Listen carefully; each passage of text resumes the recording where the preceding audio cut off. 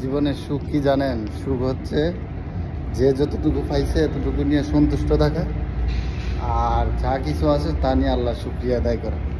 এছাড়া সুখ বলতে কোনো সংজ্ঞা নেই পৃথিবীতে। সুখ সুখ বলতে অনেক টাকা পয়সা সম্পদ এগুলো হয়তো আসলে এরকম কোনো কিছু না।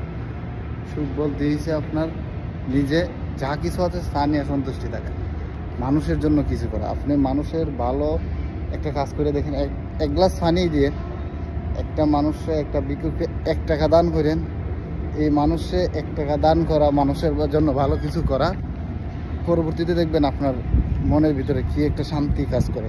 যদিও আপনার কাছে 5 টাকা ছিল, 5 টাকার থেকে আপনি 5 টাকাই দিয়ে দিচ্ছেন, তারপরেও আপনার ভিতরে একটা ভালো জিনিস কাজ করবে। এই যে ভালো জিনিস কাজ করা, এটা অনুভবটা হয়েছে সুখ, প্রকৃত সুখ এটাই।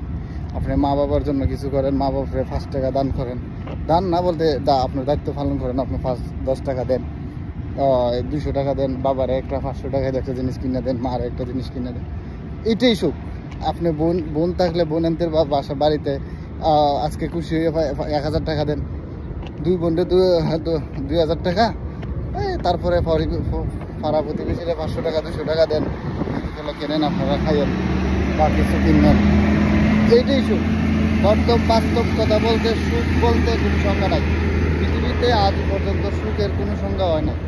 সুখের সংজ্ঞা একটাই, মানুষের জন্য কাজ করা, নিজে দেশের জন্য কাজ করা, ধর্মের উপর অটল থাকা, ধর্ম নিয়ে চলা।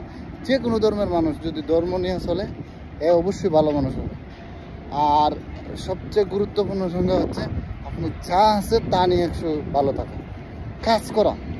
মানুষকে ঠকাইয়া কোনোদিন মানুষ সুখী হতে পারে না। এই মানুষ মানে তিলে তিলে কষ্ট পায়।